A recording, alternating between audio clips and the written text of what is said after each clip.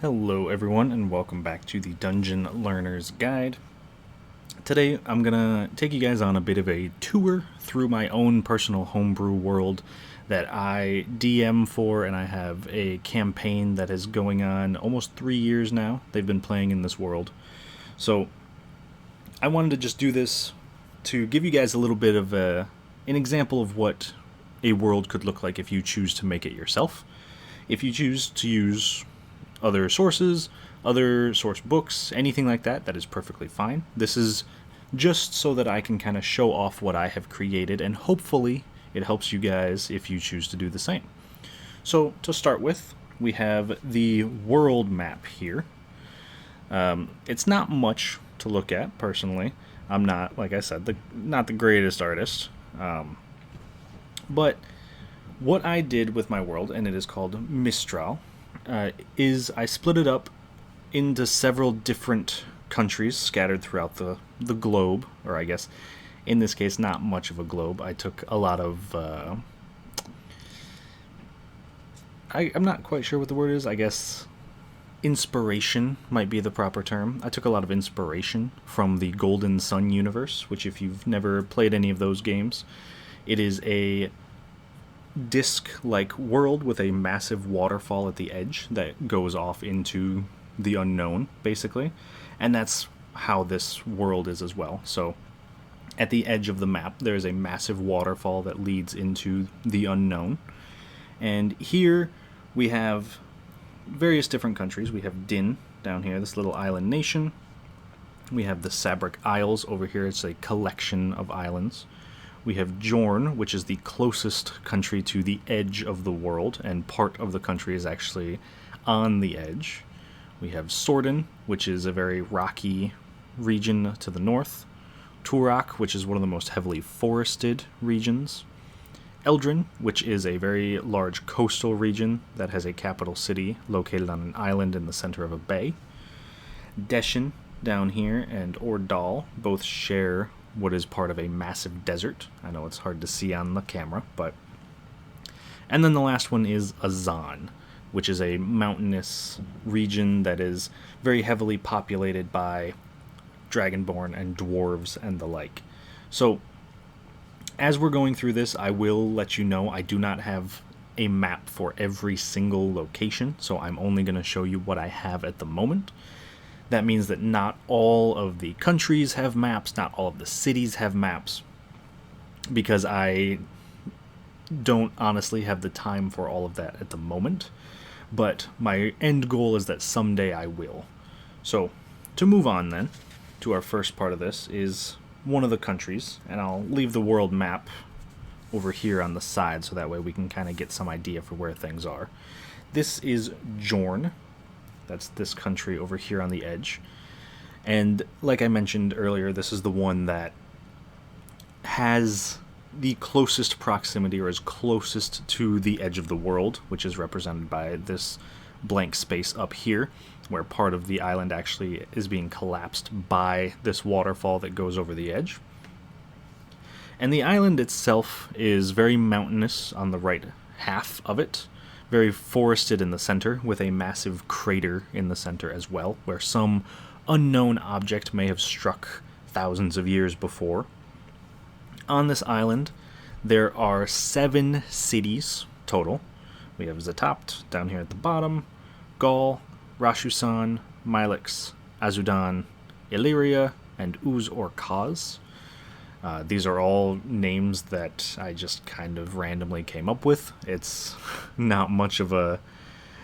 They don't necessarily have meaning, but they work. And the way that this country actually works out is that there are 4 tribes that exist in this country, and they all work simultaneously together. They are all kind of shunned by the rest of the world, and this island itself is considered very dangerous. Very few people who come here actually come back. But we have in Gaul the Aasimar, which are a celestial group of people who are descended from gods and angels. The Rashusan are Genasi, so people who are born from elementals or are partially related to different elemental planes of existence. We have the Mylics, which are the lycanthrope people who turn into werewolves and werebears and were-rats and all that fun stuff. The Azudan, which are the tiefling, who are descendants of devils or people who have some devilish side to their ancestry. And then the top down here at the bottom is like the central city where these 4 tribes come together and just kind of live together and work together. There's a general governing council that oversees everything that goes on. And then the 2 tribes in the center are kind of the outcast tribes. So Illyria is made up of Illithids, mind flayers, who, because of the unnatural workings of this island, have come to the surface rather than living underground. And Uz-Or-Kaz is also a bit of... It's mainly populated by outcasts. So people who, on this island, show any sign of magic are removed from their homes and sent away. They're not allowed to live in the cities. So most of the magic users built their own city that they could go to in their own safe place they could be. And that is Uz-Or-Kaz. So this is a place that the party I'm currently DMing for spent a lot of time here. They didn't like it very much, mainly because of the issues between Uz-Or-Kaz and some of the other cities. It led to a lot of difficult political topics. But moving on, let's put that under there. Next one, we have Azan, which is actually the first country that I really fleshed out for this world. That's this region here, and you can see it's surrounded by mountains. Again, I know I'm not the most artistic, so it might be difficult to tell what's happening in this. But we have the mountains all around the edges. We have the borders to some of the other countries. And then all of the various cities. So Kute, Ferric, Nero, Skoll, Leidwin, Trond, Morvol, Strain, and Et. Now this one, unlike the other one, has a lot more cities to it. And they each have their own individual reason for existing. They all do their own things. All these dotted lines are the roads leading between the cities. And this country is mainly made up of Dragonborn and Dwarven individuals. And the capital and the government of this country is actually a group of elders from various Dragonborn families, particularly the Gold and the Brass Dragonborns. There used to be 2 other very high-ranking elder families. Those were the Red and the Black Dragonborns, but due to various political situations, they have been removed from power. And it's a little bit difficult to see, but we have little markers all across this map. And this is more for me than it is for the players, because they might not know what these things are, but I know what these things are. We actually have, on the back of it, a little key. So places, the capitals, maybe where some dragons live, where the Underdark is. Anything that might be of importance shows up there.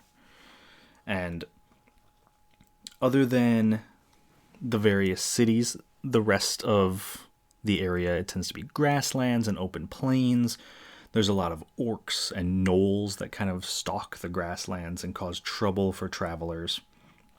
But it's a city that focuses, I keep saying city, it's a country that keeps focusing very heavily on trade, exporting things like stone and gems. And it's also one of the largest knowledge capitals in the world.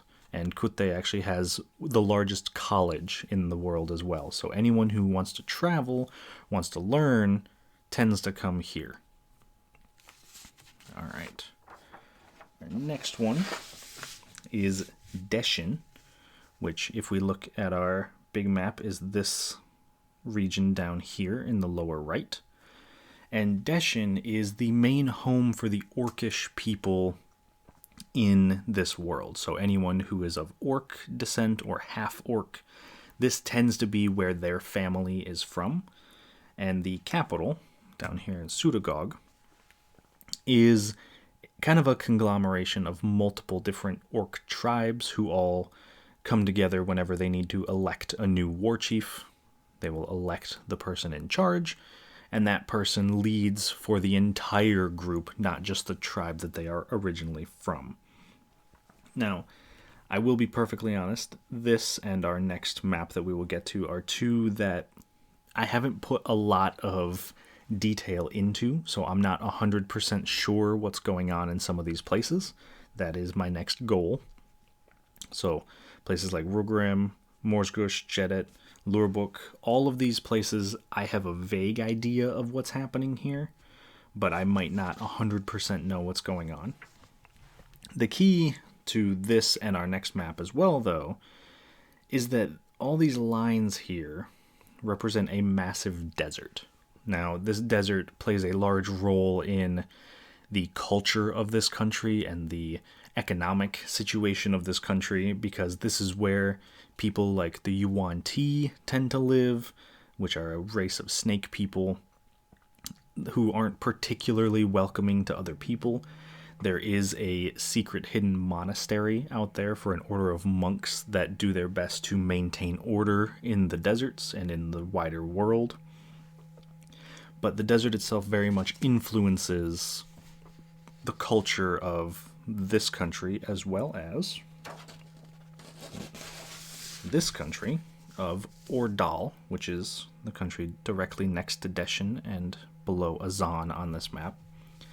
And Ordal doesn't have a lot of cities. This is probably the one country in the world that has the fewest amount of cities.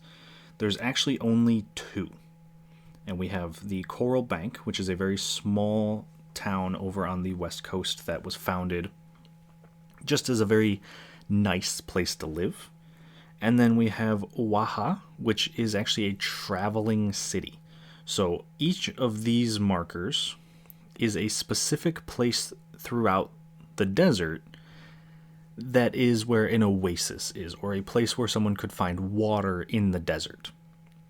And what happens with this city is they actually move every few months following these oases in the deserts, making them essentially a nomadic tribe of sorts. So if one were to go to visit Waha and then come back a few months later, the city might not be where it was before. And this one has a lot of halflings and a lot of humans and dwarves that live here. And Waha itself is actually led by a man named Andro, who is the front for a magical creature, a sphinx. And their main goal is keeping the city well fed, keeping the city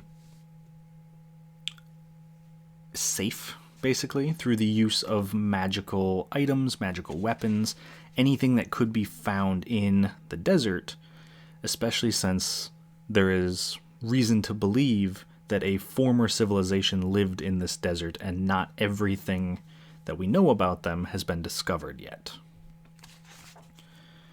Alright, the next one, let's turn this one sideways just a little, is Din, which is this, oh no, put it on top. Din, down here, this little island nation.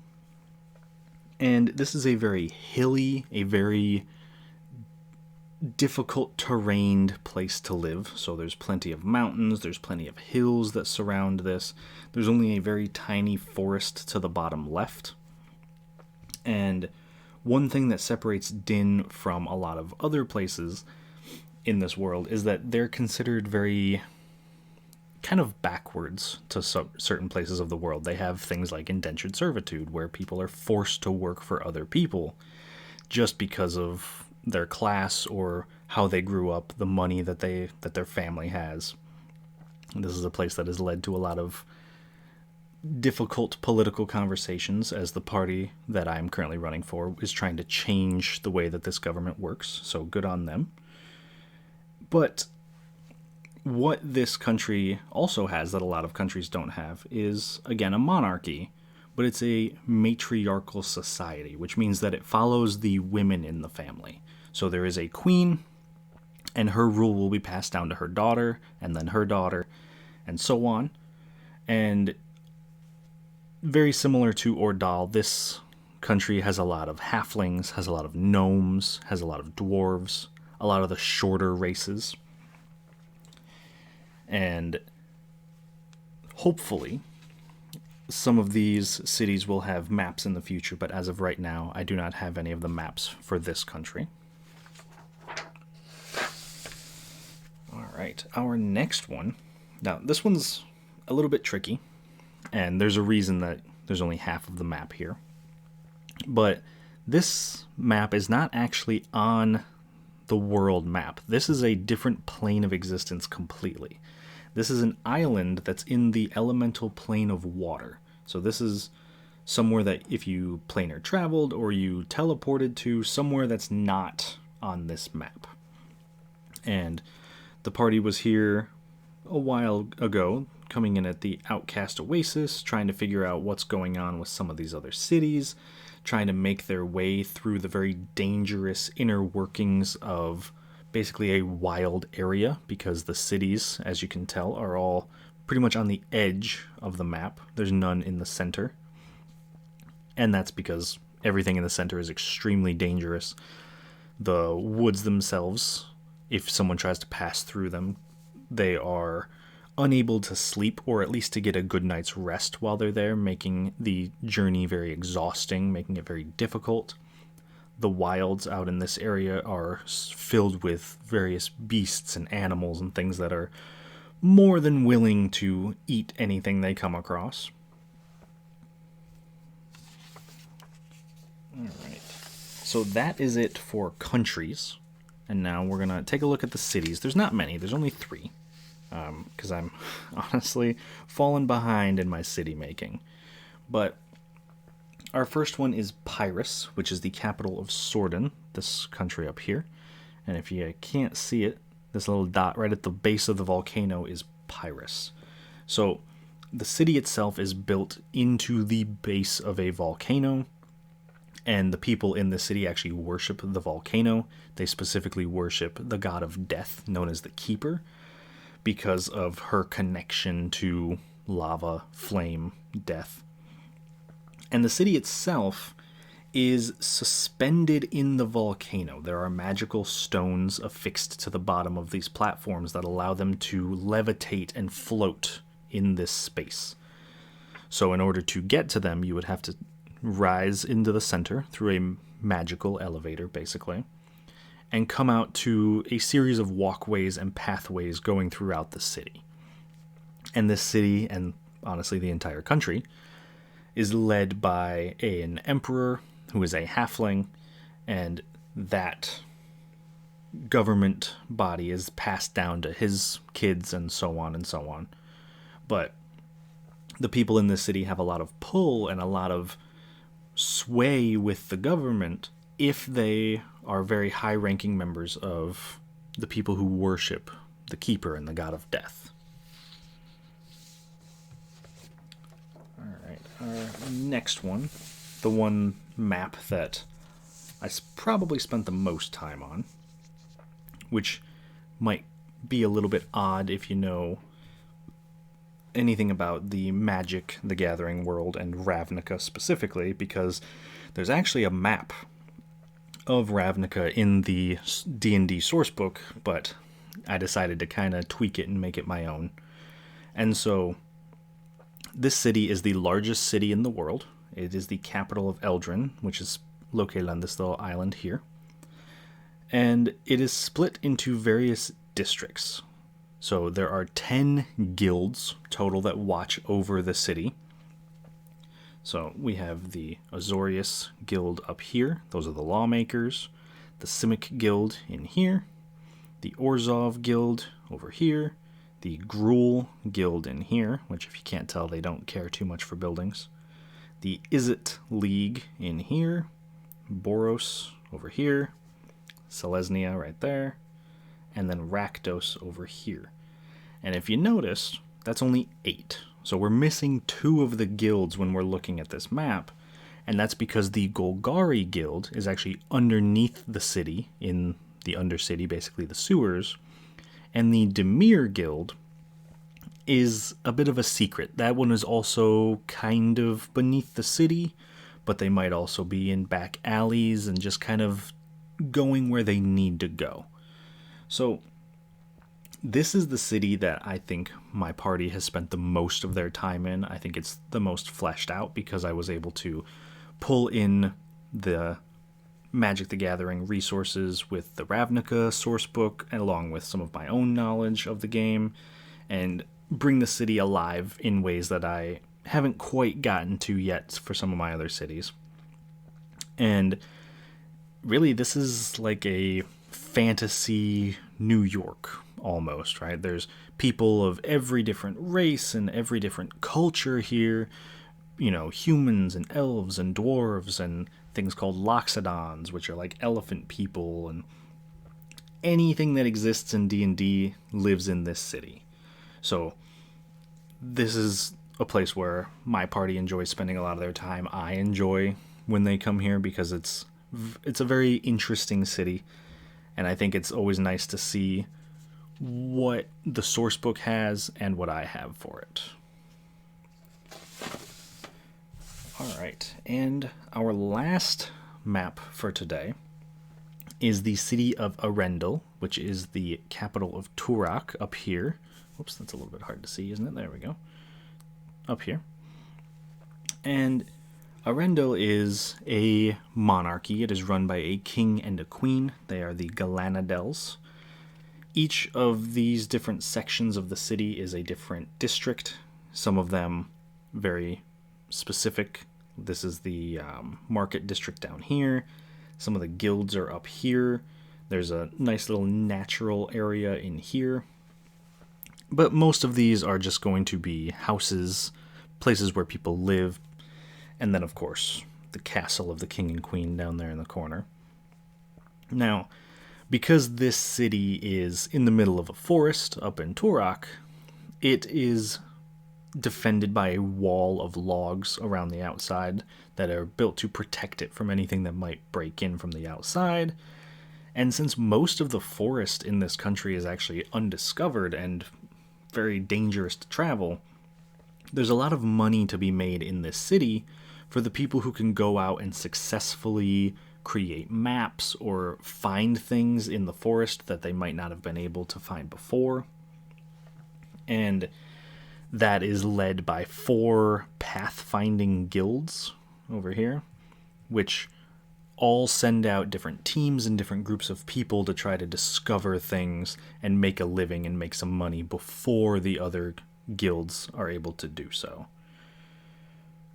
But, like I said, that was the last of the maps for today. I know this was a bit of a long video, so I appreciate it if you stuck all the way through. I hope in the future that I can kind of update this. We'll probably make it a series with future maps that are created or new things that are discovered in this world. But if any of this was helpful to you, I hope that you're able to take something away in maybe ideas for your own campaign or for your own world. Or if you're honestly just curious about anything, I am more than happy to explain other things in more detail, more in depth.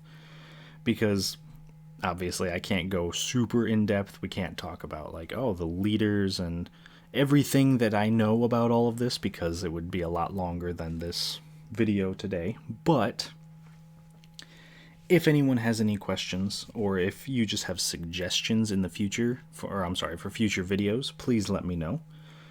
And other than that, I hope you enjoyed this tour through the universe of Mistraal and my D&D world, and I will see you all on the other side of the Dungeon Learner's Guide.